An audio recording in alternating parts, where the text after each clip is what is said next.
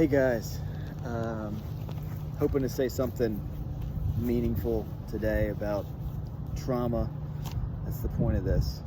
I really want to speak to the heart, speak from the heart as much as I can. So I'm here outside. It's just a gorgeous day, and I'm hoping to look you guys in the eyes, literally and metaphorically, but I got my sunglasses on. It's quite a bright day. I hope you can deal with that.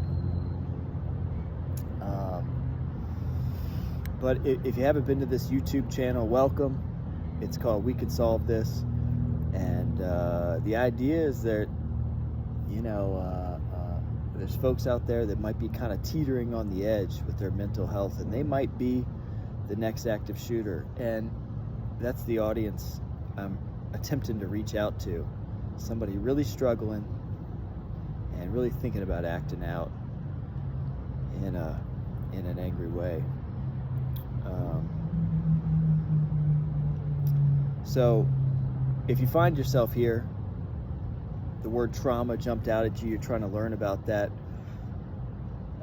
learn about it, I'm glad you're here, because not just this video, but the other videos on this YouTube channel, it's a toolbox, and it's built for you. There's a video on forgiveness in there, on anger, on comparing yourself to others, and this is just another tool in that toolbox.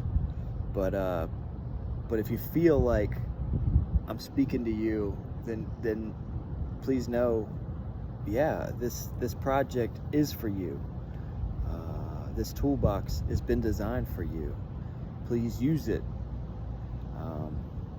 It's been an absolute pleasure to try to create something that could be helpful and make you feel better, make your life better, and thereby help or save people around you.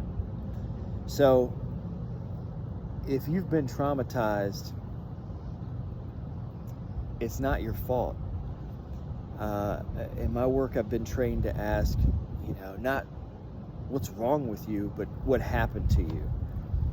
And often this happens in our youngest years, when we're just little people and we don't know a lot, we're not in control, and we're under the control of some bigger people that have their own wounds they're walking around with, doing their best to deal with, or not doing their best to deal with.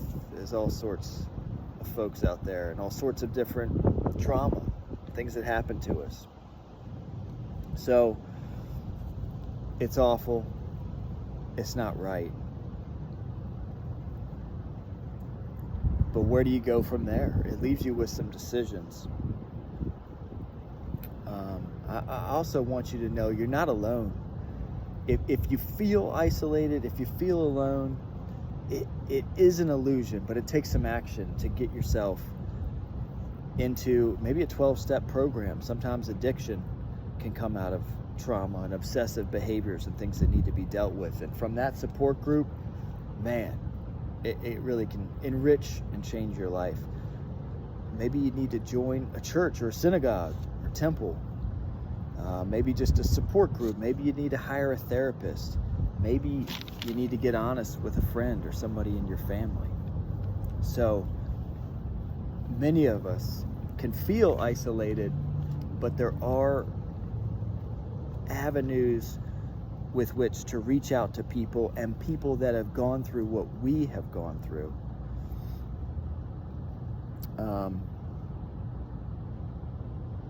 I hope to circle back to that, the idea of getting together with people that have been through similar things. But so I want to define trauma in my own words. It's a hurt that will never completely heal. For one example, you could have a physical cut or an injury to your leg, and maybe that'll heal, be fine. Maybe that'll heal and there'll be a scar there, but it will essentially heal. But if your leg is cut off, it will never grow back. It will never be the same. But that's not the end of your story. You can improvise. You can adapt to the situation. You can overcome this challenge. So,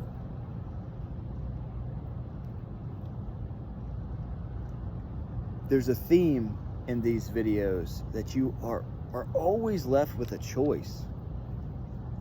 You know, do I just stay angry and just stew in it and see what happens? Or do I deal with it in a prescribed way?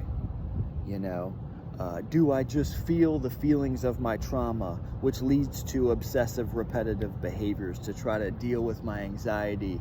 Or do I go seek out that support group? It always comes down to these choices. We have free will, and we are responsible for our own lives. You're not alone in this, and there is support for you in your pain, but ultimately you are responsible for yourself. If you're gonna get up off the couch and take any of those action steps, it's just not gonna happen without you doing it. I was talking to somebody about the path of the active shooter, and there's no evidence to support what I'm about to throw out there, but when I heard this person say this, I thought, that makes a lot of sense. And maybe it's not every situation, but man, it just kind of clicked for me. And this person was sort of spelling out the process of the creation of the mass shooter by starting with the traumatized child, this not being dealt with, this person then succumbing to social isolation because of their trauma, feeling absolutely alone, no one understanding,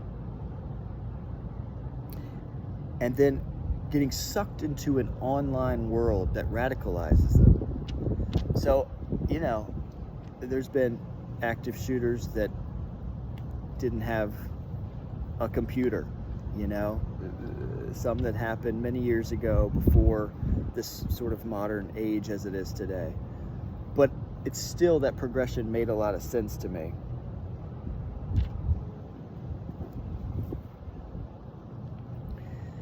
And about that radicalization online, you know, it's like, this was a thought from Jordan Peterson. And he said, you know, 20 years ago, 30 years ago, if you have a dinner with your family and you told everybody, I think the earth might be flat. I walked out of the house today and I looked around and it just seemed flat. I think it might be flat. Everyone would laugh at you, tell you you're a fool. And that's probably the end of it. But now you can get online and find a community that will support you in that crazy claim. So there's obviously, like I was talking about earlier, positive communities of support, but there's all sorts of negative ones. So that community of support might send you 20 more videos to support your claim, and you're off and running, man. And that can be the path to online radicalization. Apparently there's people called Columbiners, and they're just fans of the Columbine school massacre. They write fan fiction for it. They draw pictures. They think of these killers as heroes, you know. I don't think that would have happened without the modern age and finding like-minded people online. So, you know, what do you do about that? Just have an awareness of it. And know that, I mean, you just have a moral decision to make. Like, what do you think? What do you think about this life you've got to live? You know, you can go down a good path, or you can go down a dark path. If I haven't got this twisted up, somewhere I heard decision, you know, the prefix of that word meaning to, and the suffix of that word being to cut in two. When you make a decision, when you choose one wife, you've decided that you will not have all the others. When you choose one job, you've decided you will not have all the others. I don't think you cannot make a decision, a moral decision in your life. If you just don't, if you say, I'm just going to go along, I'm just going to stew in these emotions, I'm just going to see where they take me. That's like the path of water. The path of water just follows the path of least resistance, wherever gravity takes it. Around this rock, over here, down into that creek. It just follows the path of least resistance. It doesn't work. It doesn't take effort. And that entropy, that effortlessness, getting away from that metaphor, back to our lives, it's the path of negativity to self-destruction, to destruction of others. Hurt people hurt people. When we just stay stuck in our hurts, it goes dark places. We hurt people. Destruction doesn't take a lot of effort, and it can happen so quickly. But to actually build something, it takes time, it takes intelligence, it takes effort, it takes work. So you have a choice to make. You really do have a choice that you have to make, because if you just don't make a choice, you've made a choice to some degree of going down the dark path. But if you do decide,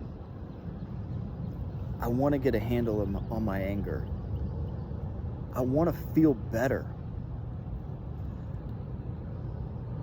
I want to find something meaningful in my life and pursue it. If you go down this road, if you find other people that have been hurt like you've been hurt, and you try to help them, and you experience them trying to help you, it will fill your life with rich, meaningful activity that will sustain you. It'll be worth the effort, and you're worth the effort. There's a old spiritual story. I really don't know what faith it comes from, but a grandfather is talking to his grandson, and he's telling the grandson that there's two wolves that lives inside him, and one of the wolves is empathetic, and it's full of compassion, and it wants nothing but to love. And the other wolf, it's greedy and it's arrogant, and it wants nothing but to destroy everything around it. And the grandfather goes on to say, these wolves are at war. They're in a battle inside you. And the grandson asks the grandfather, which wolf is going to win? And the grandfather says, the wolf that you feed. So you've got this choice, and you maybe have, a mentor in my life once said, you've got 20,000 decisions you make every day. All these micro decisions that are guiding you. All these choices. So it's not like we make one bad decision and that's it. Even if you have been watering a seed of taking a very destructive action, which has been many little decisions leading up to where you are today, it hasn't happened yet. You can start to feed that other wolf, one little decision at a time. Maybe think about something good you can do today, something small to help somebody else, and just do an experiment. Just try to do it and see how it makes you feel. Maybe don't even do it because it's the right thing. Just do it to see how it makes you feel selfishly. See if it fills you up with something. And I challenge you to take that experiment Because I almost guarantee when you give away a good thing, when you give away empathy, when you give away love, compassion, you don't lose it, but it comes back to you and it fills you up. And it can change your life. And if you can be responsible for yourself, which no one else is, and you can take care of yourself, maybe you can be a wounded healer. Maybe despite what has happened to you that wasn't your fault, you can transform yourself into something different. Maybe you won't ever completely heal, but maybe you can improvise and you can adapt and you can overcome and you can be there for somebody else and thereby fill yourself up with love and with meaning and make a life that's worth living. So you have this choice. Think about it.